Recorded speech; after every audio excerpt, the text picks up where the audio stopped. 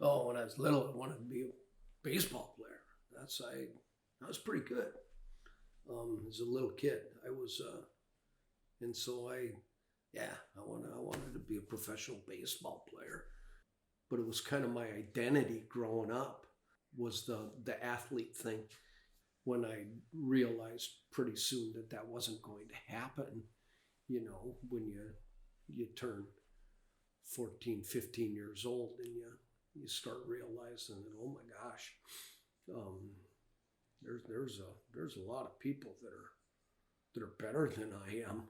I grew up in suburban Chicago. I lived in Superior till I was 6, and then we moved to suburban Chicago. Lived there for 10 years, and when I was 16, we moved back to Montana and moved to Shelby. But I kind of had to reestablish who I was when we made that move, and it's kind of that time I went from being Danny to being Dan too, which is kind of a funny little thing. I had kind of decided that I wanted to be called Dan, and that transition made that happen, where people from Chicago, a lot of them still refer to me as Danny.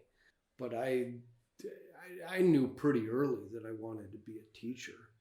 I think I saw myself as a teacher and a coach for a long time, and I think a lot of that was just, that's what my mom and dad did. When I met your mom, everything changed.